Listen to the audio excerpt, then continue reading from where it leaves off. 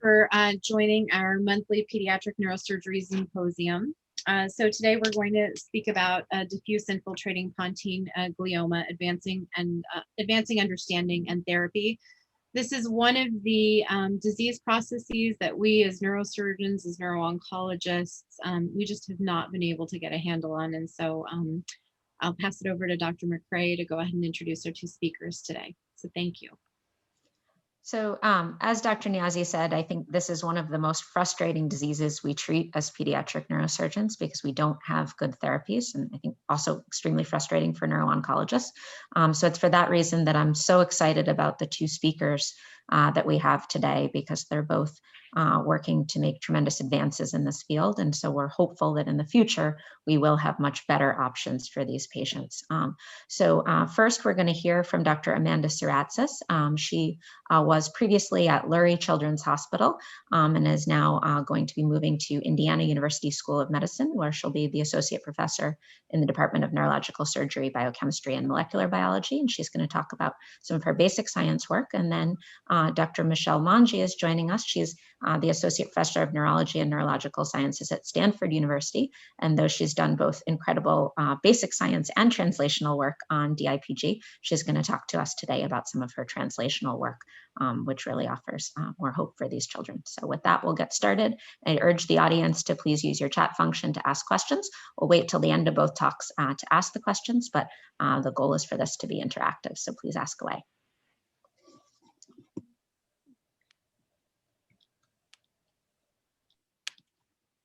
Okay, can everyone see my screen? Yep. Yep. Okay, great. So thank you, Heather and Toba, for the opportunity to present today. I'm so honored to be able to talk about the work that we've been doing at Northwestern over the years, and also to be partnered with Dr. Manji today, who's just a professional idol of mine. So this is really a tremendous joy for me as well to be able to participate in this forum. So as Heather alluded to, I'm going to be talking about elucidating the epigenetic landscape of pediatric high-grade glioma, which is really a formidable challenge in the world of pediatric neuro-oncology. So this audience is probably well aware pediatric brain tumors are the most common solid tumors in childhood. There's about 4,500 new cases per year in the United States, making it the second most common pediatric cancer after the hematologic malignancies. It's also the leading leading cause of cancer death in children. Now, of pediatric brain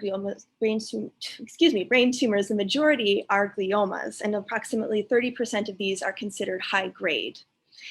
These have the highest mortality of all pediatric solid tumors, where nearly all children succumb to their disease.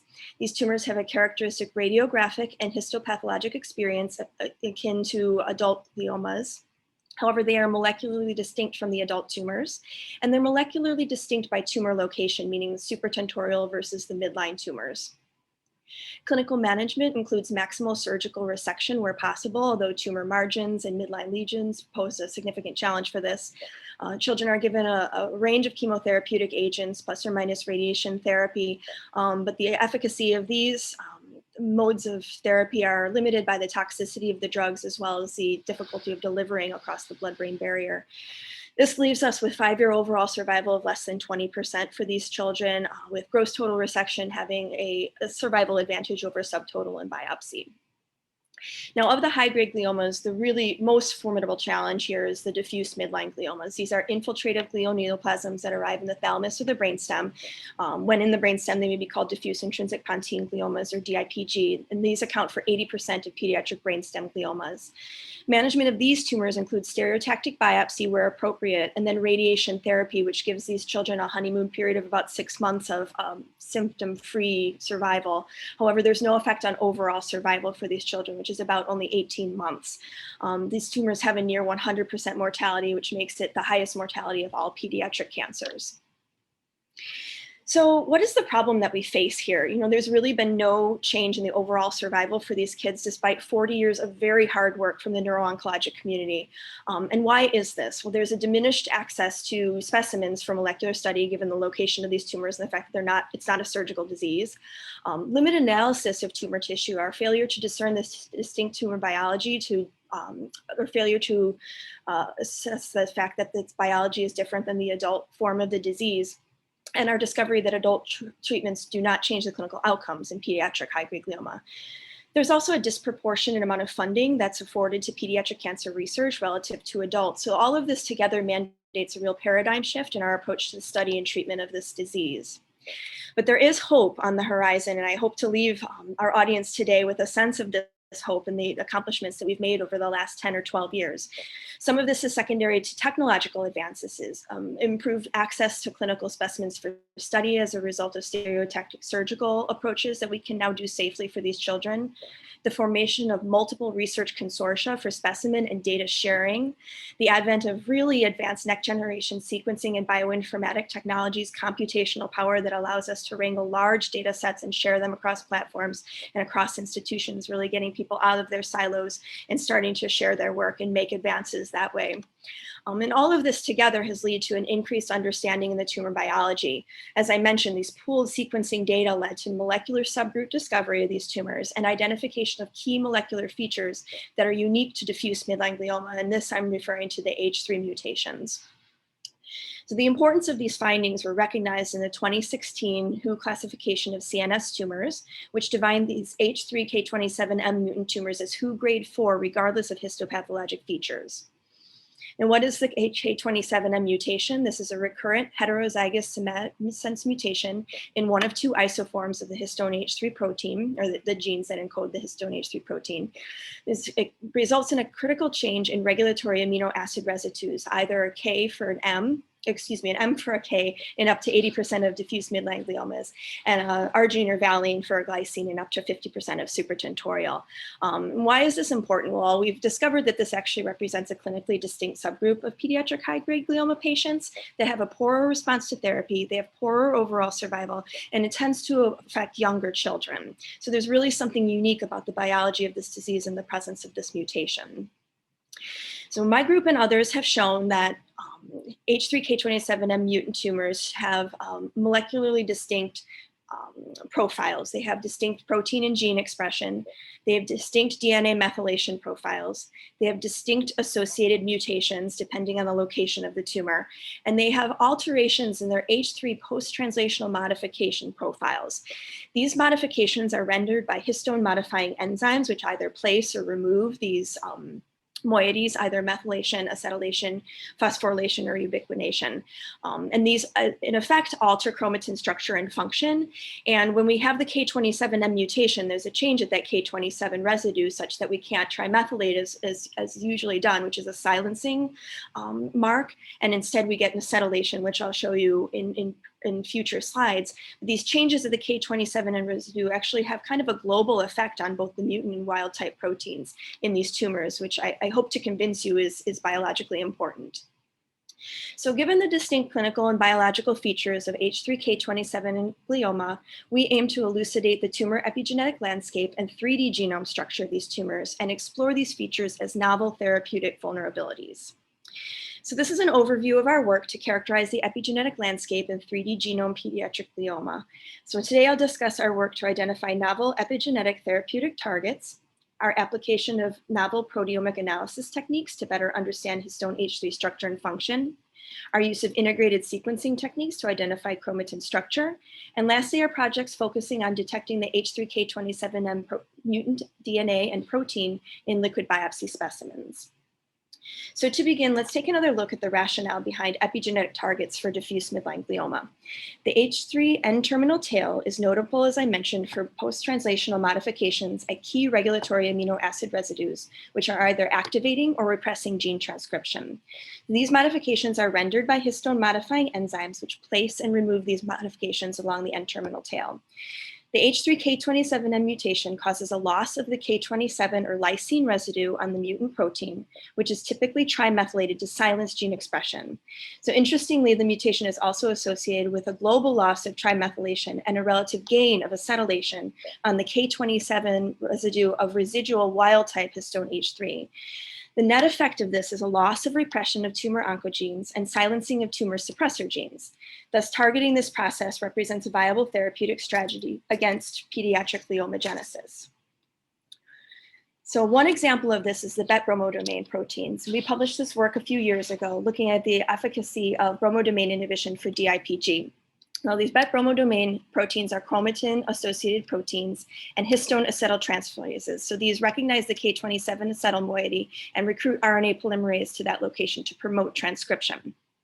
As I mentioned, the K27M mutation is associated with increased genomic H3K27 acetylation. So we hypothesized that Bromo-Domain inhibition may represent a rational strategy for treatment of these tumors. So as I mentioned, we published this data a few years ago now, where we showed that there are actually heterotypic nucleosomes in the H3K27M mutant cells. This means there's co-localization of the mutant and wild type proteins in the same nucleosome. We show that this is associated with enrichment of active chromatin marks, including the K27 acetylation, as well as RNA polymerase 2. And interestingly, the exclusion of polycomb repressor complex 2 components, including CYZ12 and EZH2, and as well as K27 trimethyl, which is concordant with other people's findings prior to this paper. What was new in this paper is we found co-localization of the K27 acetyl marks with Bromo-Domain 2 and 4.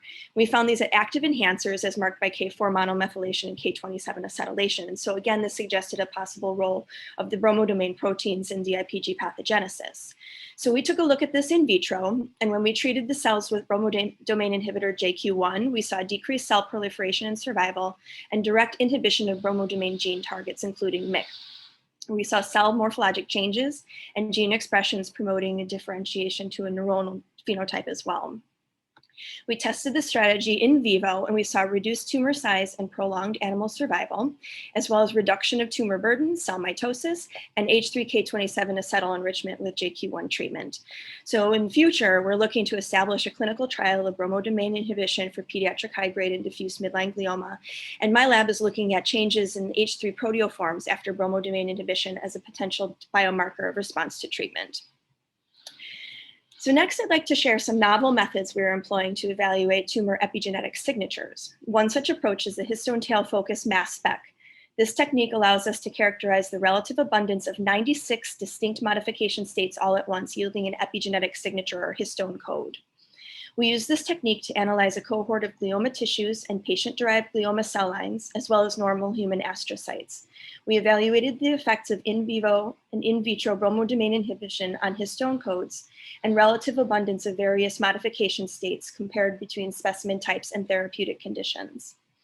So first, on unsupervised analysis, we observed clustering of cell line and tissue post-translational modification profiles, or histone codes, on the basis of H3K27M mutation status.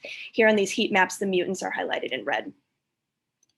Next, we identified specific patterns of histone post-translational modification states along the N-terminal tail, with differential modifications by mutation status.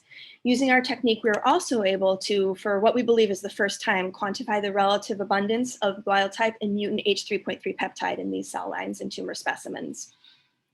We next questioned how Bromo-Domain inhibition would affect histone H3 peptide abundance.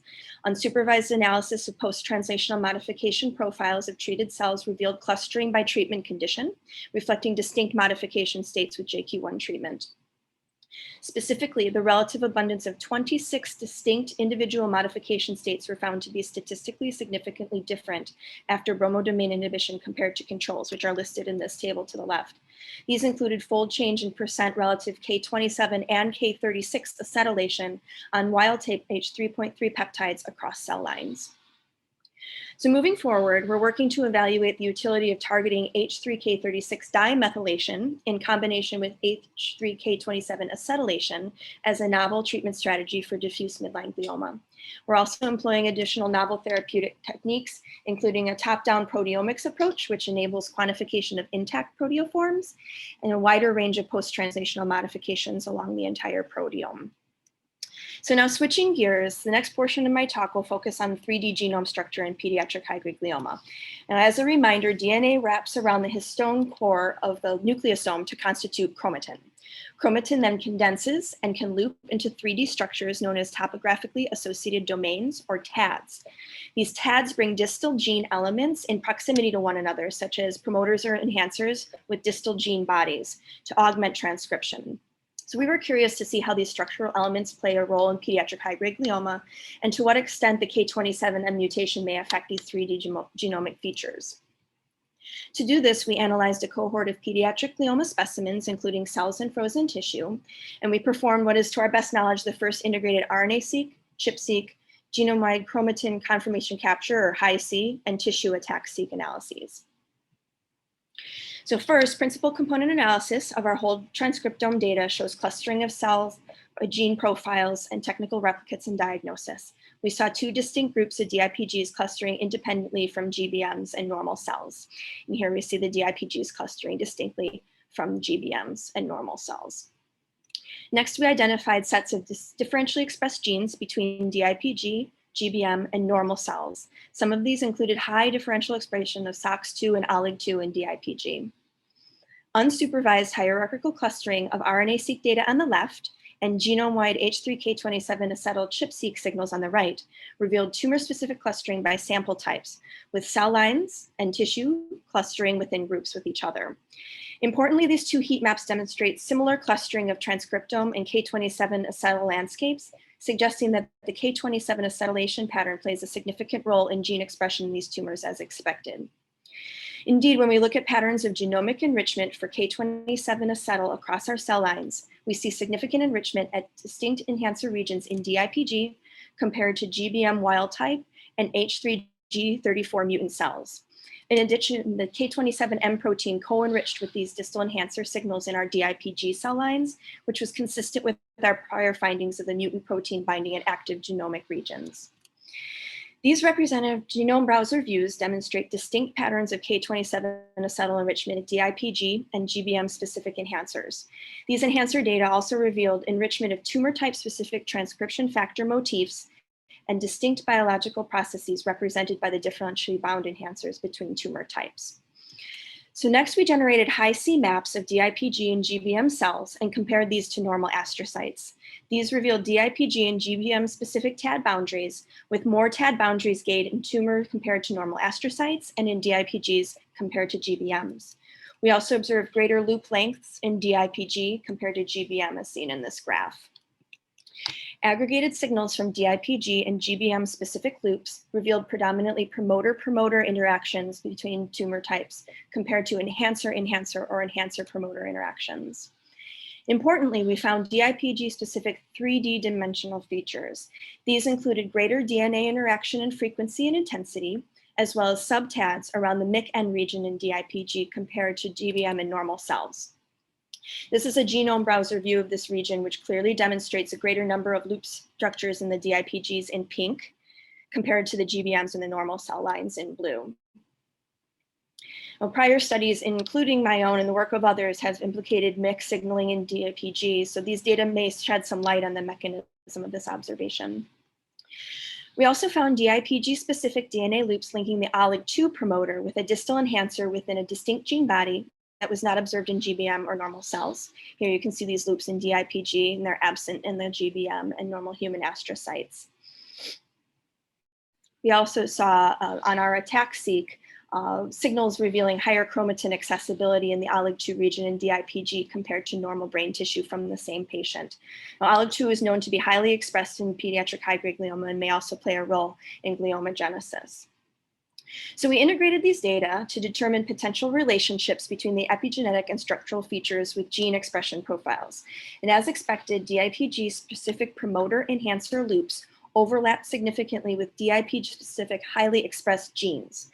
In the network shown here, the color overlay indicates the presence of H3K27 acetyl enrichment in purple and the absence of K27 trimethylation in blue. At enhancers of highly differentially expressed genes in DIPGs compared to GBMs. So next, we integrated copy number variation, H3K27 acetyl, and H3K27M ChIP-seq, Hi-C, and attack-seq data, and identified multiple novel enhancer hijacking events in DIPG cells. For example, an inversion and deletion event, as well as a copy number gain, was observed over the SYBU region, which is shown here. We also observed an inversion and interchromosomal translocation at the A2M gene. This novel translocation between chromosomes 8 and 12 was evaluated in DIPG cell lines using FISH, and we're currently working on validating this in tumor tissue as well. So taken together, these findings show that genome structural variations and enhancer-promoter interactions impact gene expression in pediatric high-grade glioma and may contribute to pediatric gliomagenesis. As such, further studies examining the impact of these alterations are underway. So far I shared evidence that the K27M mutation has vast genomic and epigenetic effects in pediatric glioma that we're still working to understand. The next question is, how does this understanding translate to better therapies for kids with these tumors?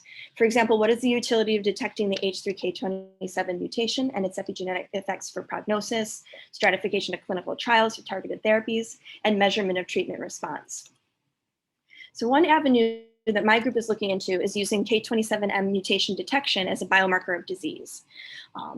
It's well known that tumor-derived biomarkers reflect brain tumor biology, and these may be proteins, nucleic acid, extracellular vesicles, circulating tumor cells themselves. And these may be accessed in more clinically accessible specimens relative to brain stem tissue. So the hypothesis is that potentially monitoring these circulating biomarkers, which is also sometimes called liquid biopsy, may be superior to repeated tissue analysis for this purpose.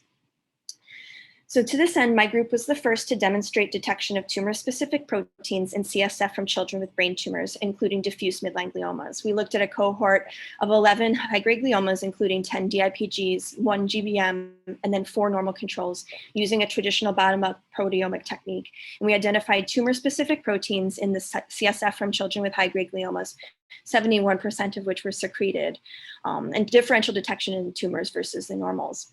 We then went on to validate some of these proteins in the tumor tissue as well as in serum and urine of these children. So again, looking at whether these would be potentially clinically accessible biomarkers for the presence or absence of this tumor.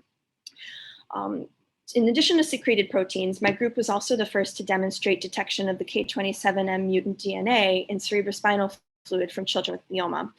In this study, we sequenced the H3F3A gene in DNA extracted from the CSF from a cohort of glioma patients and normal controls using conventional and nested PCR with custom mutation-specific primers, followed by Sanger sequencing of the PCR product.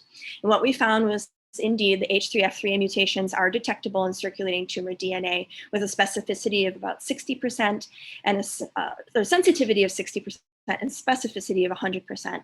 We also, of note, found the H3G34V mutation in the supratentorial GBM specimen that we tested.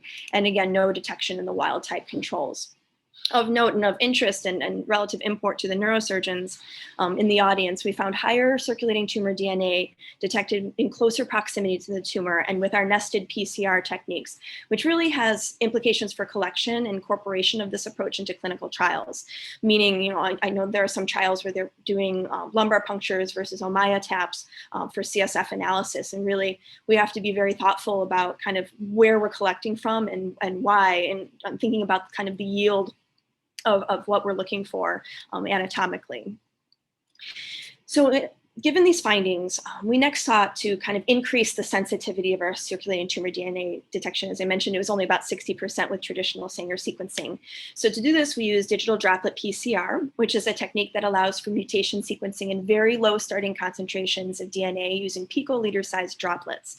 It also allows for quantification of the detected mutations in a readout known as a mutation allele frequency, or MAF, and enables multiplexing of multiple mutations in a single specimen, which is of interest in this tumor.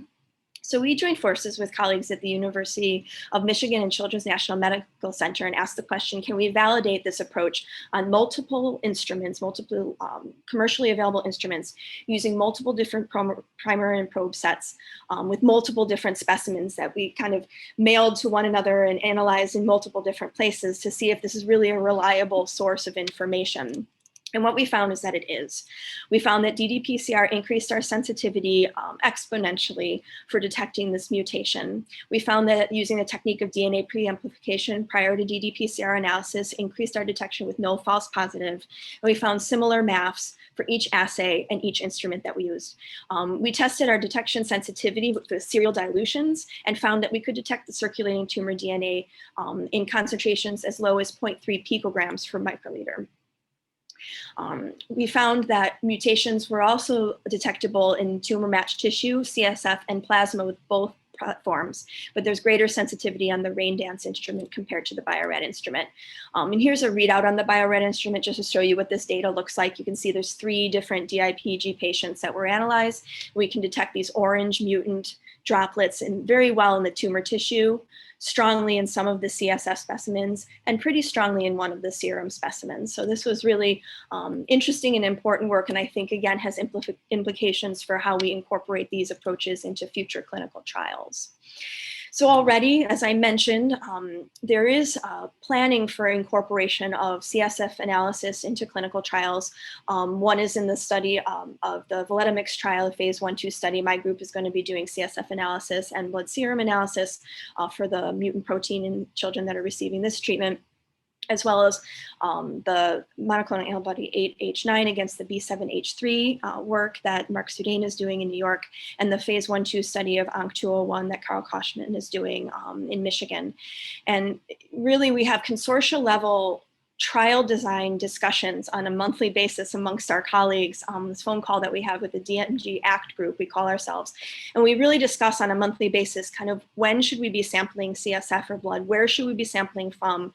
Is there a role for indwelling CSF access devices or neurosurgeons in these clinical trial designs? And how do we correlate these findings of these different amounts or abundances of the mutant DNA with our imaging in the clinical course of these children? So these are all data that we're prospectively collecting and analyzing, and questions that we're actively addressing right now. And I urge anyone who has any interest to reach out to me to discuss this further if you have ideas, because I think this is really important work that can potentially make a big difference for these kids. So what are our next steps in the lab? We're doing integrated proteogenomic analyses where we're looking at paired human tissue and liquid biopsy specimens. We're looking for cellular and secreted proteins. We're looking for the mutant DNA as well as histone H3 proteoforms, and doing a lot of mechanistic work looking at some of these epigenetic targeted therapeutic agents. And one thing that I do want to touch upon, which kind of hopefully will transition into Dr. Manje's talk, is drug delivery. And I don't have time to talk about it too much right here, but another project that my group is embarking on is ultrasound-mediated blood-brain disruption for improved drug delivery in pediatric high-grade glioma. And one of the questions that we're really interested in asking is, how does drug distribution change with use of ultrasound? How does treatment efficacy change with use of ultrasound? And how do the concentrations of detected tumor proteins and circulating tumor DNA change in response to blood-brain barrier disruption? So these are all questions that I hope to be able to answer in the coming years with some of these studies that we're doing in our lab. So I hope I convinced everyone that pediatric high-grade glioma is a biologically distinct disease. It's known to be characterized by a high rate of histone mutations, and it has a unique epigenomic and 3D genomic landscape, which has implications for how to treat these children. I think clinical detection of biomarkers for tumor biology could potentially improve pediatric high-grade glioma management. This includes tumor DNA and proteins, looking for epigenetic signatures or histone codes, with really the opportunity for longitudinal clinical monitoring of these children and improvement of their treatment. So I want to thank you for the opportunity again to address this group this evening, as well as to thank my lab, my collaborators, funding sources, and of course the patients and families that supported this work. Thank you.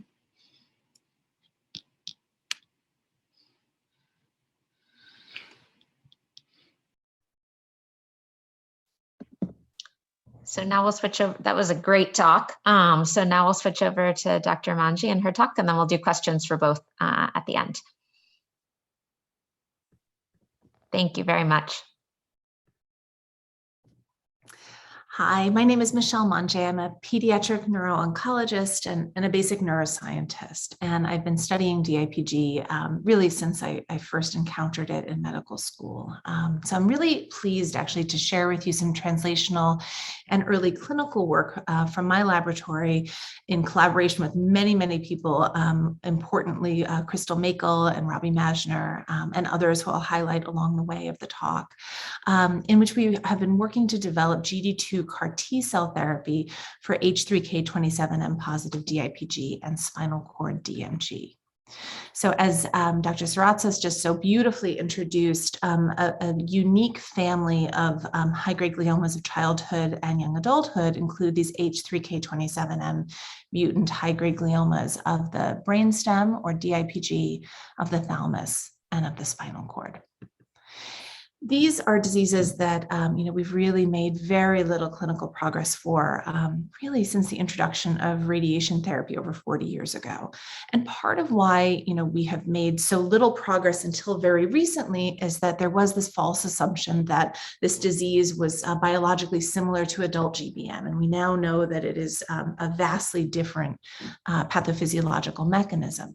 And part of the impairment in making any progress has been lack of experimental model systems to test new therapies. And that really began to change a little over a decade ago as patients began to donate their tumors either during stereotactic biopsy or at the time of their passing. And from these really invaluable tissue gifts, we've started to be able to study DIPG and other diffuse midline gliomas in vitro, in mice. And this has really opened up a wealth of new knowledge about the disease. This is a former MD PhD student in my lab who's now a neuropathology resident at MGH and named Chris Mount. And when Chris was in my lab, as we were receiving these incredibly valuable tissue gifts for culture, we began discussing an unbiased screen of the cell surfaceome. And so as a side project, Chris decided that he would perform a screen of what antigens are present on the surface of DIPG cells. And so taking a panel of patient-derived DIPG and then later spinal cord and thalamic cell cultures, we found that there was extraordinarily high and fairly uniform expression of this sugar moiety of a disialloganglioside called GD2. And so looking at these different patient-derived cultures, you can see that in comparison to control, these red traces show you that there's very high, very shifted over to the right, and very uniform, very narrow peaks expression of GD2. And this was really a striking finding because over the last couple of decades, a number of different immunotherapeutic strategies have been developed against GD2 because it's a molecule that's also highly expressed in other childhood malignancies like neuroblastoma. And around the time that we had this discovery in the lab, Crystal Makel, who's really pioneered CAR T-cell therapy for childhood malignancies, moved to Stanford from NIH and had just developed a new GD2 CAR T-cell construct. And so it turns out her office was around the corner from mine. I knocked on her door, I think, with this printout, and we've been collaborating ever since. And so this is Crystal Makel, a postdoctoral fellow in her laboratory at the time, now an assistant professor at Stanford, and someone who is co-leading this trial with me is Dr. Robbie Meisner. And Dr. Meisner and Chris Mount in my lab took these CAR T cells and treated our DIPG mouse models with them. And what we found was that in comparison to a non-targeting CAR T cell, a control CAR T cell that we would not expect to react with DIPG or other gliomas, the mice that received the GD2 CAR T cell just had sort of disappearance of their tumors between 7 and 14 days after IV infusion of the CAR T cell. And I have to tell you, I've been working with these xenograft models now for over a decade. I had never seen anything like this. I actually didn't even believe it when I first saw this data. I asked poor Chris and Robbie to repeat this experiment a number of times. But again and again, what they brought me was data showing that between 7 and 14 days in multiple different patient-derived models of DIPG and spinal cord DMG, that these tumors were just eradicated. And when we look at the T cell trafficking, we see that it begins to emerge around 7 days in the meningeal vasculature after IV administration. Here you have these green tumor cells in the middle of the medulla of a mouse. And by 14 days, the CAR T cells have infiltrated the tissue and the tumor is gone. This is seen at multiple levels and in multiple different experiments. These green and, in this case, green and purple tumor cells infiltrating the brainstem of a mouse are eradicated. Now, this was incredibly encouraging, and the mice that survived the therapy, for all intents and purposes, as far as we can tell in the laboratory, were cured. But I want to point out that not all mice survived the therapy. So some mice were lost during the active inflammatory phase. And what we determined was happening was that during that active inflammatory phase, the mice were developing hydrocephalus. And that is something that, is clinically intuitive, as you have an already expanded brainstem that is then inflamed and edematous. It can compress the fourth ventricle or the cerebral aqueduct and cause a backup of CSF flow or obstructive hydrocephalus. So our mice were, not in any kind of mouse ICU. They were downstairs in the animal facility. But this was really informative because we know how to treat hydrocephalus, and we now knew to anticipate it and prevent it in the clinical trial, which I'll tell you about in just a moment. Encouragingly, because there are low levels of GD2 expressed in normal brain and peripheral nerve tissue, we did not see any off-tumor reaction of the CAR T cells. All of the normal brain looked histologically intact.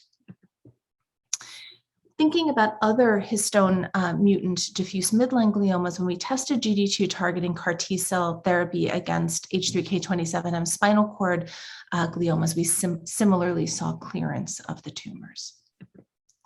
But when we did this for thalamic DMGs xenografted into the thalamus, while we saw clearance of the tumor, none of the mice survived. And I think that really highlights the extraordinarily precarious location of these bithalamic diffusely infiltrative tumors and the high potential for transtentorial herniation. And so for the clinical trial, we have for the moment excluded children with thalamic gliomas until we have a better handle on how to deliver this therapy safely. And so, thinking about translating a therapy, the GD2 CAR T cell therapy was an attractive one because there is consistently high expression of GD2 on H3K27M mutant tumors. And I want to just underscore that it is really the mutant tumors that express this. And it's because of the histone mutation-induced epigenetic dysregulation of GD2 synthesis genes that this antigen is so extraordinarily highly expressed on the cell surface. We saw this really striking efficacy in preclinical models, and while it is certainly easier to cure a mouse than to cure a child, this was a good place to start. And we wanted to translate this, but really carefully, because inducing inflammation and consequent edema in these precarious midline brain regions really requires very thoughtful approach. And so after some planning and sort of building a multidisciplinary team between neurosurgery, neurocritical care, neuro-oncology, critical care neurology, we opened last June, actually just 1 year ago, this phase 1 clinical trial of autologous GD2 chimeric antigen receptor T cells for H3K27M mutant DIPG and spinal cord DMG. And I want to just introduce, this is a big team of people that are required to execute this trial. It's really been a wonderful team effort between neuro-oncology, cancer cellular therapy, and of course our neurosurgery colleagues and neurocritical care colleagues. And so the overall structure of the trial involves once eligibility criteria are met, harvesting T cells from the child and then manufacturing the CAR, the chimeric antigen receptor expressing T cells through retroviral induction of the T cells. During the time that we're manufacturing the T cells, we're placing an Ommaya reservoir in each patient. And the initial reason to place the Ommaya reservoir was to monitor intracranial pressure and be able to treat hydrocephalus should it develop urgently. What we've learned from our first few patients on the trial, and which I'll describe in detail in a minute, is that we can re-administer CAR T cells directly into the Ommaya. And that appears to be a very promising route of administration as well.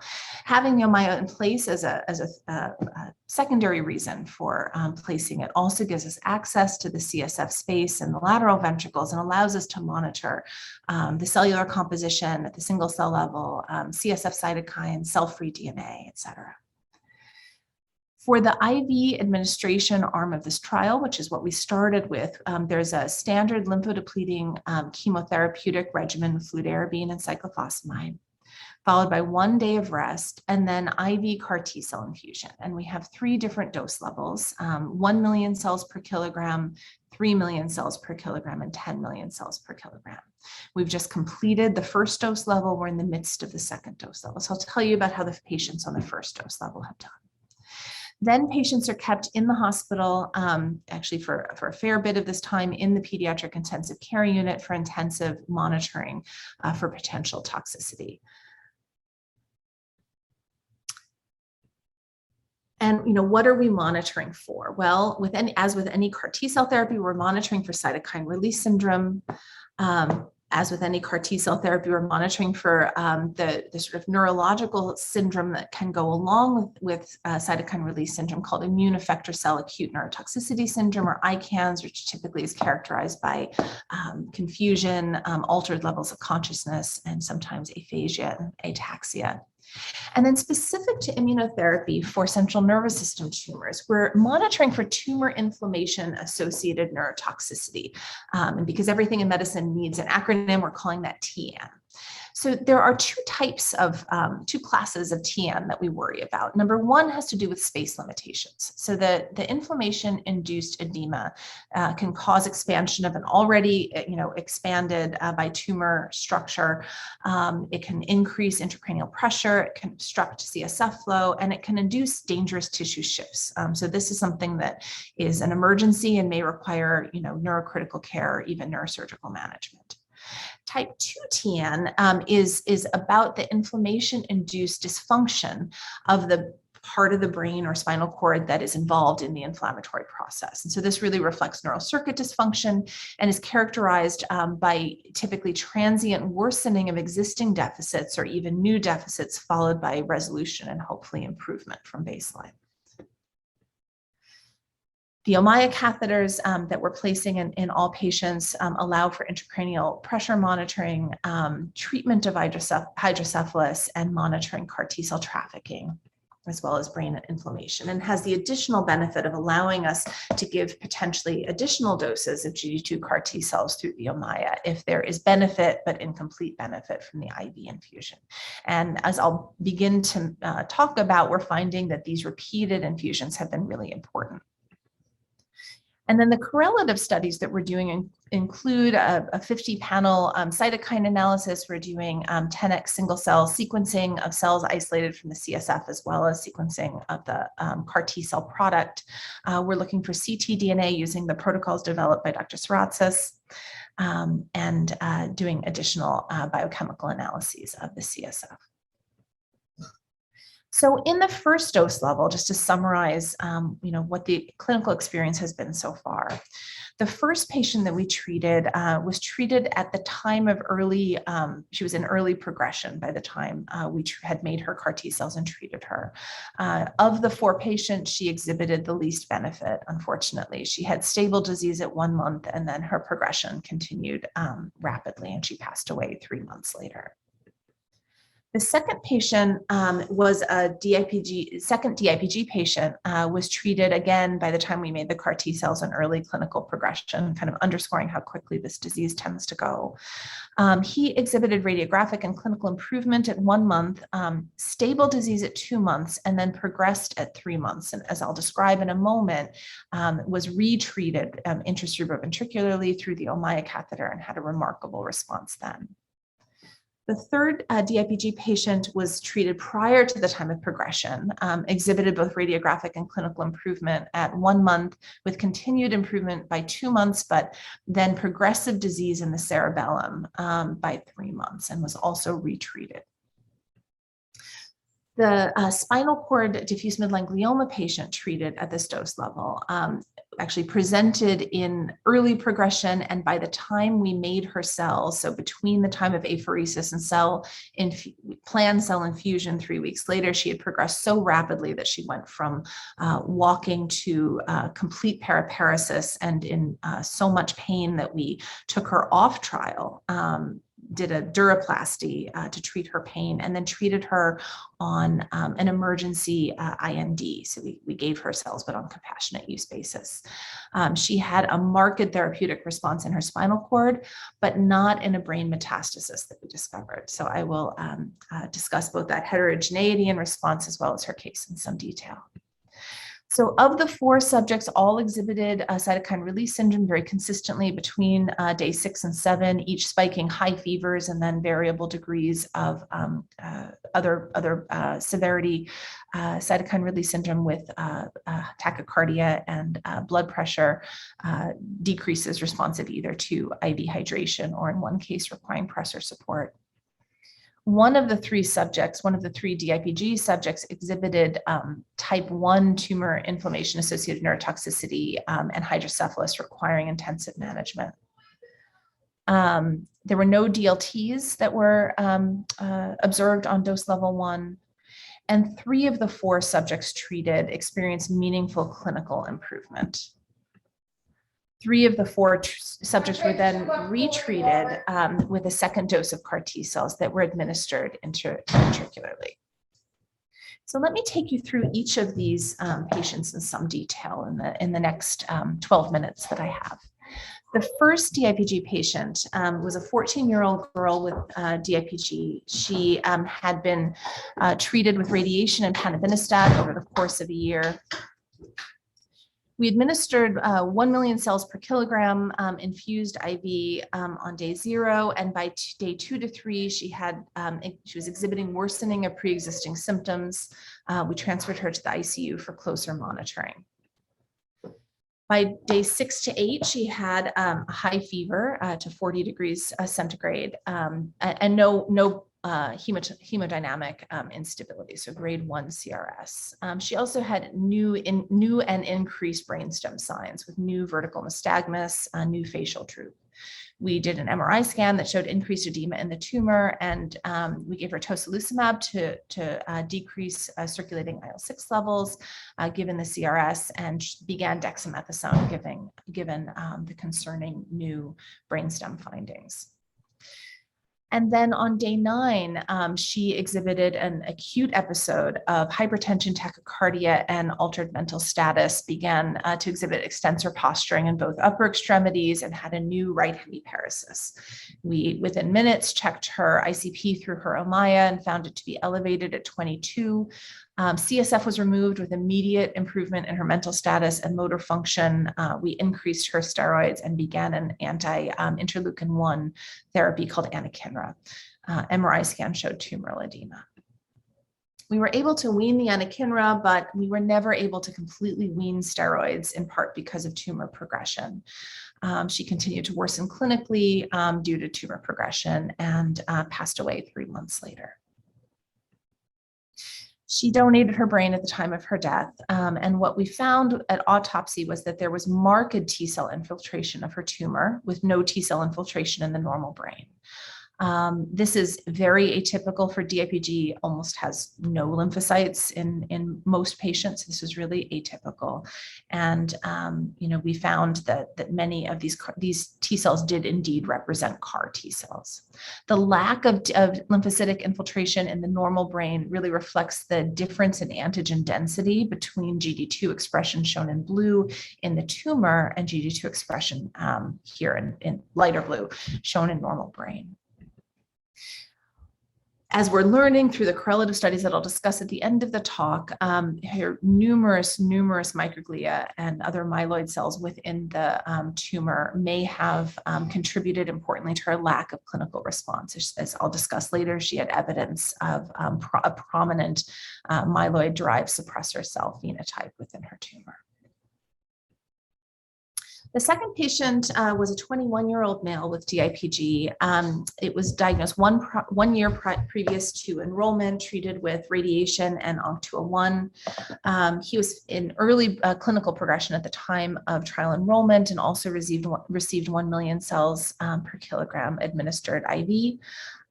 He developed on day 7 grade 1 CRS, otherwise tolerated this administration very well. and had improvement of his neurological signs and symptoms, actually improving to a near normal neurological exam, just with a mild left sixth nerve palsy. And you see that before infusion, this is the appearance of his lower pons. You see this relatively large, bulky disease pushing back into the cerebellum that is reduced in bulk at 4 weeks after infusion. He did very well for a couple of months and then began to exhibit progressive disease at 3 months following his first CAR T-cell infusion that was characterized by rapid accumulation of neurological symptoms, worsening of his left, fifth, sixth, seventh, and eighth nerve palsies, new right hemiparesis, right hemisensory loss, and ataxic gait. We brought him back and administered a flat dose of 30 million CAR T cells intra-Ommaya.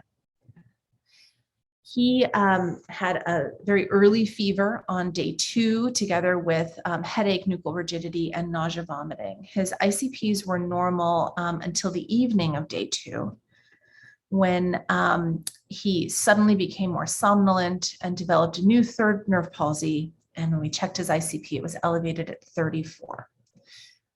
Immediate CSF drainage resulted in immediate improvement. His head CT after CSF drainage showed obstructive hydrocephalus due to increased edema within the tumor.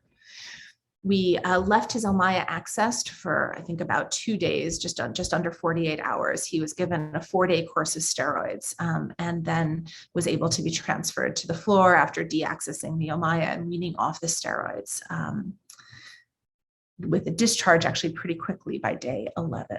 And he had during this time a pretty marked reduction in his tumor.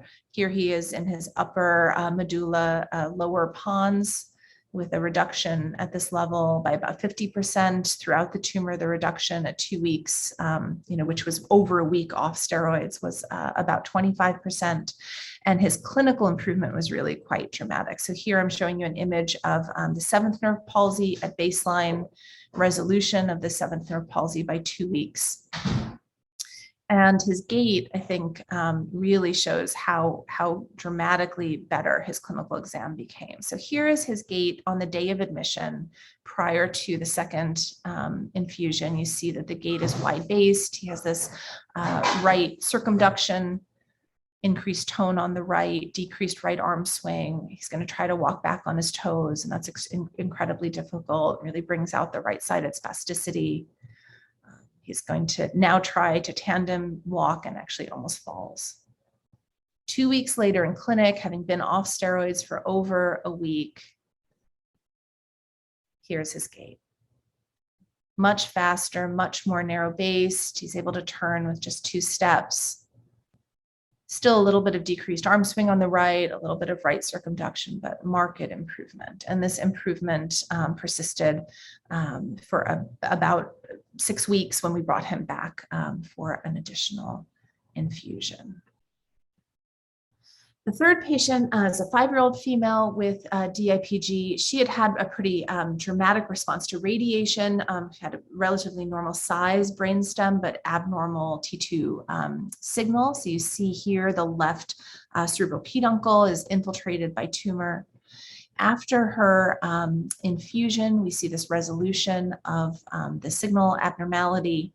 Together with this left cerebral peduncle disease, she had pretty marked right-sided hemiparesis, spastic hemiparesis. This hand was unusable and held in increased tone in a flexed position. Very quickly, by 1 to 2 weeks after infusion, she's able to open her hand. She begins to use it to play. And together with this marked improvement in right-sided spasticity and improvement in the weakness of her right arm and leg, she also had improved balance and coordination. She began to, when she went home after being in the hospital, learn to ride a scooter using her right leg to push off. She also had a dramatic improvement in her chronic nausea, which had been present since diagnosis, began eating very well. She actually jumped 2 growth curves in the first month and grew 5 centimeters. She had improved hypophonia, improved drooling, and when she progressed in her cerebellum, we retreated her. This was kind of a mixed response. We saw further improvement in her brainstem disease, further improvement in her right-sided weakness with new ability to dorsiflex and new ability to extend her wrist, but we saw continued progression in the cerebellum. So in my last 4 minutes, I'm going to tell you about spinal cord patient DMG number 1, who was this 25-year-old with a H3K27M mutant spinal cord diffuse midline glioma. She had been treated with surgery, cord radiation, and enrolled on the trial. As I mentioned earlier, she progressed so rapidly she had to be removed from trial and placed on an emergency EIND. She exhibited grade 3 CRS, but otherwise tolerated the infusion very well. Grade 3 CRS meaning she was on 1 pressor. She exhibited a dramatic response in her spinal cord, which I'll show you in a moment, but not to a metastasis to her brain. She was able to regain motor function to some extent in her legs. She was walking with harness support and physical therapy. She regained independent urinary function after being fully incontinent. But then, like the other patients, progressed at 2 to 3 months and returned to us for retreatment. And I just want to show you her cord over the course of these 2 infusions. So here's the size of her tumor in the beginning. After the IV infusion, she reduced the size of the tumor by about 90% by volumetric measurements. It then regrew at 2.5 months. And after our second infusion, decreased again to about 80%. Her brain metastasis, however, just continued to progress. So we're trying to understand the heterogeneity between patients. We're trying to understand the heterogeneity between locations. Why did the spinal cord tumor progress when the brain tumor did not? We did biopsy that brain tumor. It was the same disease. It did express the antigen. So what's the difference? What are the differences? We've been doing deep correlative studies that I think in the interest of time, I'm going to just go over very, very quickly. But we do see that there is expansion and limited persistence of the CAR T cells. We are losing CAR T cell activity around the time that patients are clinically progressing. But excitingly, we see second responses. And so we're learning that this is a therapy that needs to be given repetitively and at shorter intervals than we initially did. We see CAR T cells tracking to the CSF by single-cell RNA-seq after IV infusion. We see, we see expansion of those cells to some extent. We see greater expansion after intra-Ommaya infusion. We see a marked cytokine response detected both in blood and in CSF across the patients. The CSF cytokine response is much greater when the CAR T cells are administered intra-Ommaya. And as to what was different between patient 1 and patient 2 and 3 and spinal cord DMG patient 1, this patient who did not exhibit benefit from the CAR T cell therapy had markedly elevated immunosuppressive cytokines, TGF-beta, in her CSF, as well as by single-cell RNA-seq more T regulatory cells and more myeloid-derived suppressor cells. So the trial is ongoing. We've now treated 9 patients, 6 with DIPG, 3 with spinal cord glioma. 8 of the 9 patients have had pretty clear radiographic and clinical improvements to date. And these correlative studies are beginning to elucidate mechanisms that may be modulating response so that we can learn to optimize this therapy. So what are the lessons learned? In the last 1 minute, I want to just highlight that, effective immunotherapy for brainstem disease really requires a closely monitored inpatient setting and a multidisciplinary approach that applies principles of neurocritical care and neurosurgical management. We're encouraged that the GD2 CAR T cells are inducing on-target, on-tumor inflammation with no evidence to date for off-tumor inflammation. Repeated dosing is both tolerated and promising. And in general, the neurological deficits that we have observed are reversible with effective therapy. And I think that is, I've never seen this happen. I've never seen a patient with DIPG who is hemiparetic have their neurological exam return to baseline. It really underscores that this is a tumor that is not primarily destructive. It is primarily integrating into and causing neural circuit dysfunction. And so if we can effectively disintegrate it, there is the real hope and potential, I think, to cure this disease. A durable response will require a much deeper understanding of the tumor microenvironment and optimization of this therapy, likely in combination with others. Many, many people to thank, but most importantly, the patients and their families who participated in this trial, which really required true bravery. Thank you so much for your time. All right. Well, thank you so much for that talk for both of you.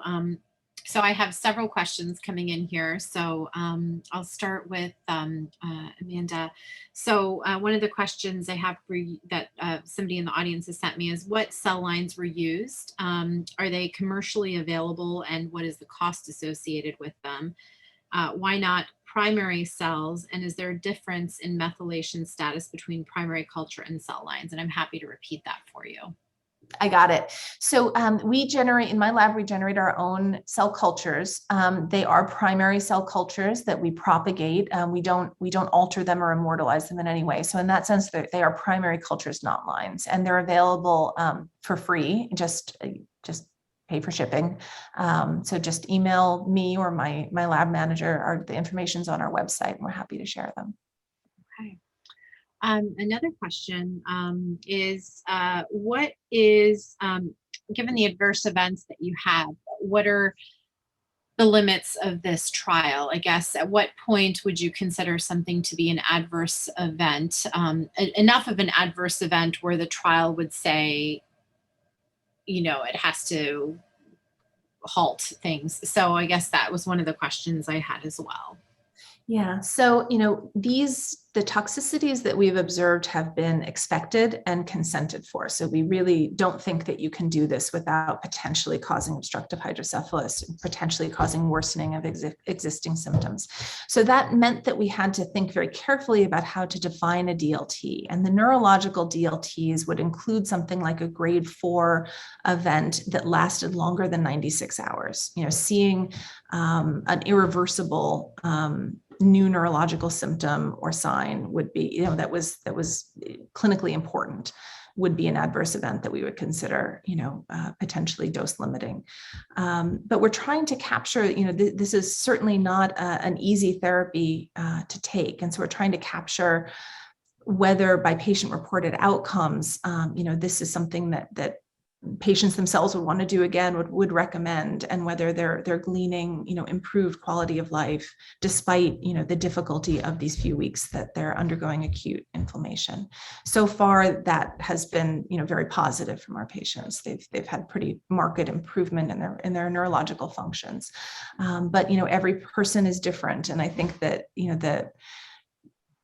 the danger of causing inflammation in the brainstem is something that should be taken incredibly seriously. And, when we consent patients for this trial, we're very clear with both the child and in different language with the family that this could result, this is a dangerous therapy. This is very high risk, and really anything could happen. Okay. Another question with respect to the response, you mentioned you're trying to look at why sometimes the second site is not responding and that they do have the antigen. Do you know yet if they have it at the same levels as the primary tumor? And do you think it's a difference in the immune response, or any ideas of? I think it's a difference in the microenvironment. They do have the antigen in the couple of cases that we've been able to examine. They do have the antigen. It is at the same level, at least in the limited, experience we've had with actually seeing tissue afterwards. But it happens to be that sites that are not responding, the sites of metastasis, are sites of metastasis. It's not the primary site. Is that a different subset of cells that are interacting with their microenvironment differently, and remodeling their immune microenvironment in a different way?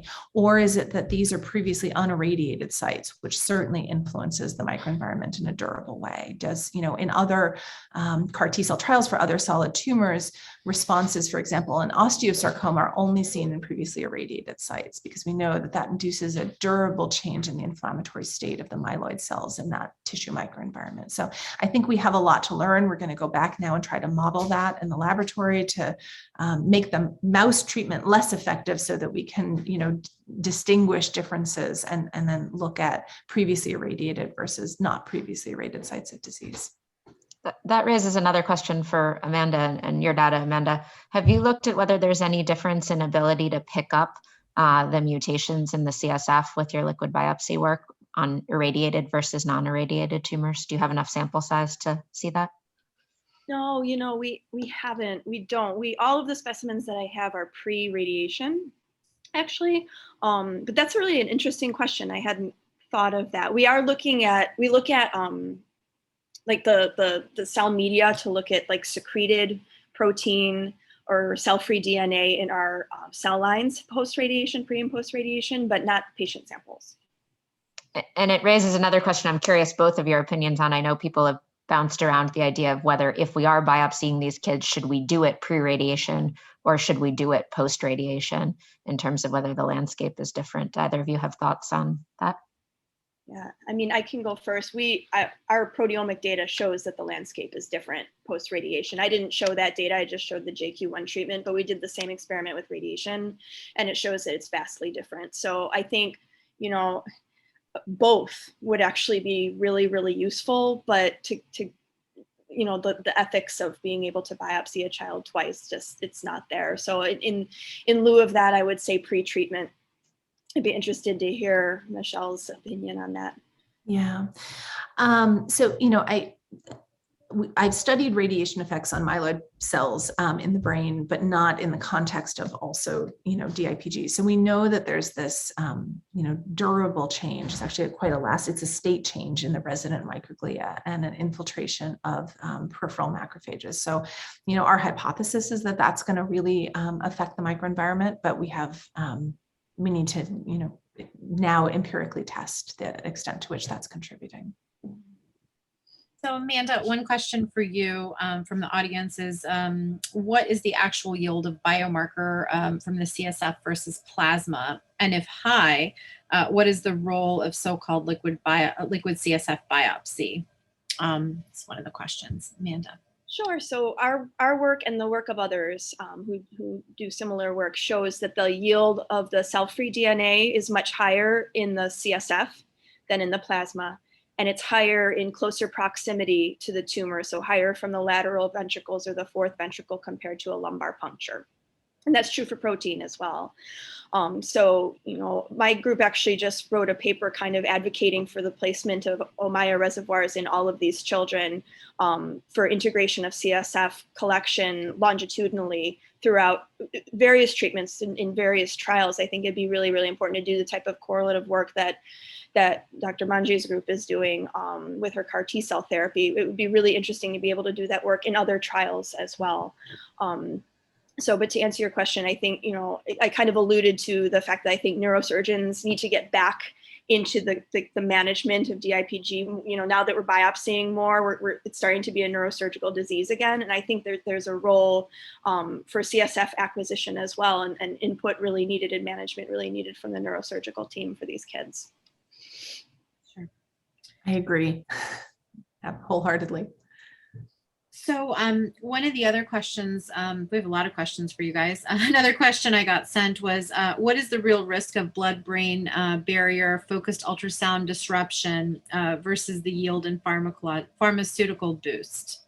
So that's the question that we are trying to ask in a mouse model of disease.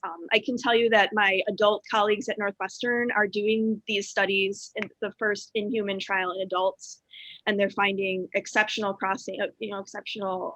results in terms of they're using paclitaxel actually and being able to cross the blood-brain barrier, and really good clinical response with very few side effects. There's very few, if any, side effects of opening up the blood-brain barrier with this kind of bubble therapy that through the ultrasound. So it's really promising. It's really exciting. I know a lot of groups are starting to get on board. Dr. Rutka and his team have been working on this for years. And I think that it's another technology that I think could really be integrated into some of the ongoing trials to kind of repurpose some of the drugs that we've been looking at. Great.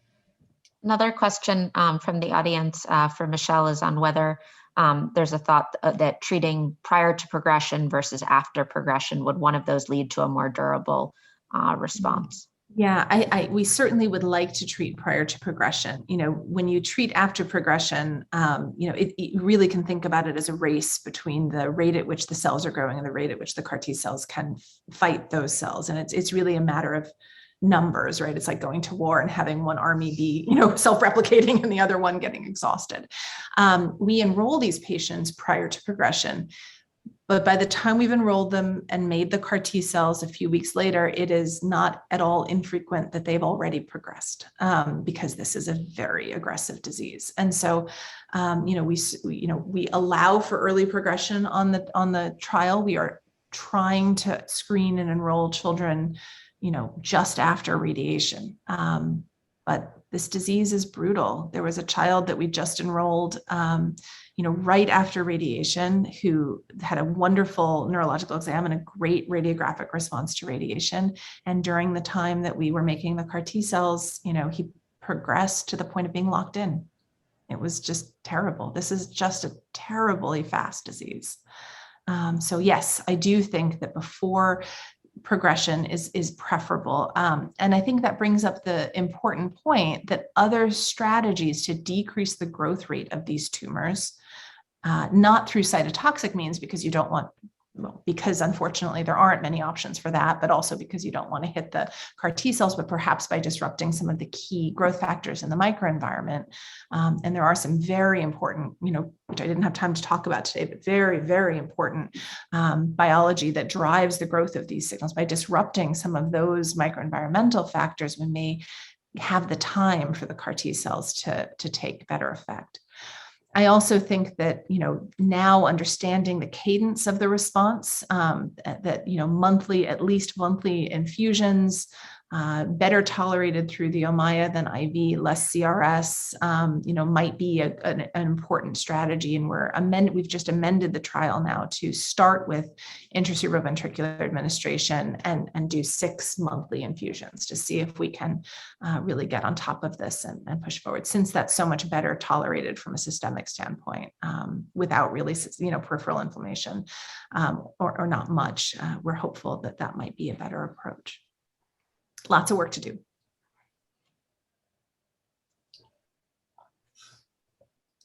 Great.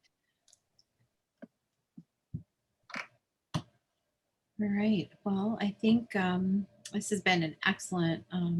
It's excellent to have both of you give these talks today. Let us know about the research that both of you are doing. I want to thank both of you for joining us and giving time out of your day at the end of the day. And we look forward to seeing where the CAR T cell treatment goes and the all of the liquid biopsy from the DIPG that Amanda's working on. So I'm really looking forward to seeing where we are 10 years from now, and I'm hoping that we make some headway. So thank you again. Great. Both of these were fabulous talks. Thank you so much for joining us today. And it's great that there's finally some hope moving in the direction for these patients who are so hard to treat. So thank you so much for joining in today. For those of you who join monthly, our next session will be on August 9th, and it's going to be focused on global pediatric neurosurgery work.